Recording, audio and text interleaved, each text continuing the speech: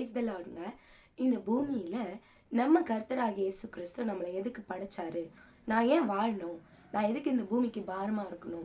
என் சொந்த பந்தங்களுக்கு நான் எதுக்கு தொந்தரவா இருக்கணும்? நான் வேலை செய்யற இடத்துலயும் பிரயோஜனம் இல்லை, வீட்லயும் பிரயோஜனம் கிடையாது, என்னால ஒரு நன்மையும் ஒருத்தருக்கும் கிடையாது, நான் ஏன் வாழணும் அப்படி கேட்குற ஆளா இருந்தீங்கன்னா கர்த்தர் உங்க கூட தான் பேசுறாரு.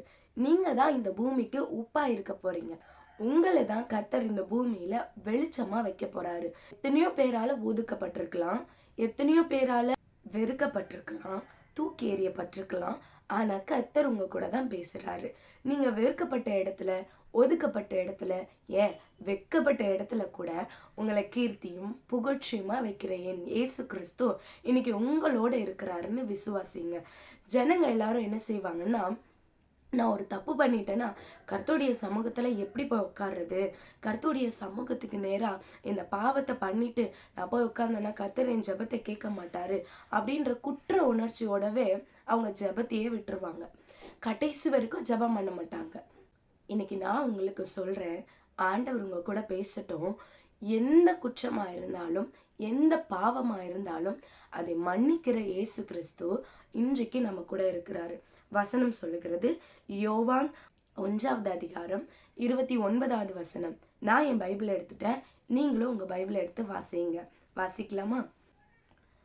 மறுநாளிலே யோவான் இயேசுவை தன்னிடத்தில் வர கண்டு, இதோ உலகத்தின் பாவத்தை சுமந்து தீர்க்கிற தேவ ஆட்டுக்குட்டியானவர் அப்படின்னு சொன்னாராம். இந்த உலகத்தோட பாவத்தையே சுமந்து தீர்க்கிற தேவ ஆட்டுக்குட்டியானவர் தான் நம்ம இயேசு கிறிஸ்து. அவர் நம் பாவங்களை சுமந்து தீர்த்துட்டாருங்க. இனி ஒரு நாளும் பிசாசோட சத்தத்துக்கு இடம் கொடுக்காதீங்க. அவன் என்ன செய்வான்னா, நீ பாவம் பண்ணிட்ட, நீ கர்த்தரிடத்துல நெருங்காத, கர்த்தர் உன் ஜெபத்தை கேட்க மாட்டாரு, இவ்வளோ பெரிய பாவத்தை பண்ணிட்டு ஆண்டவருடைய சமூகத்துக்கு நேரா உன்னால எப்படி போக முடியும் அப்படின்னு சொல்லி நம்மளை குற்றப்படுத்திக்கிட்டே இருப்பான். ஆனா கர்த்தர் என்ன தெரியுமா சொல்வாரு? இளையகுமாரனை பத்தி அழகான ஒரு உதாரணத்தை நம்ம ஏசப்பா நம்மளுக்கு சொல்லி கொடுத்திருக்காரு. அந்த இளையகுமாரன் கெட்ட வழியில தான் நடந்தாரு, துன்மார்க்கமான பாதையில தான் போனாரு.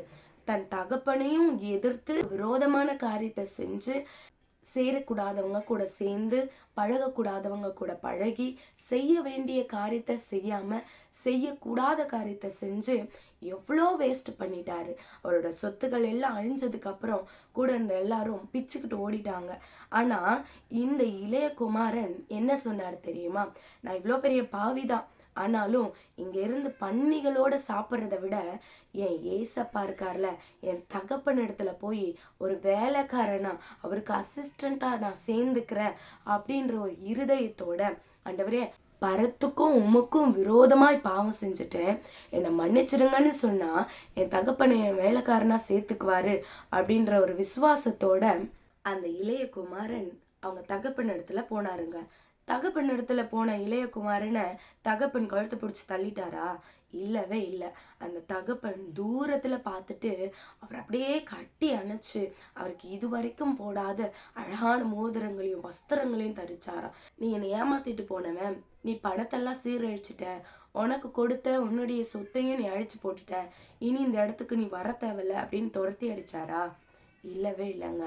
நம்ம ஏசப்பா அவரையே நமக்காக கொடுத்தவர். இதை காட்டிலும் மேலான ஒரு அன்பு கிடையவே கிடையாதுங்க. அவருடைய அன்புக்கு மறைவானது ஒன்றுமில்லை, அவருடைய அன்புக்கு ஈடானது இந்த பூமியில ஒண்ணுமே கிடையாது. அப்ப நம்ம என்ன செய்யணும் சிஸ்டர் அப்படின்னு நீங்க கேட்டீங்கன்னா, நிச்சயமா ஒன்னே ஒண்ணுதான் செய்யணும். நம்ம இவ்வளோ பெரிய பாவியா இருந்தாலும் கர்த்தருடைய சமூகத்துல போய் விழுகிறவங்களா இருக்கணும்.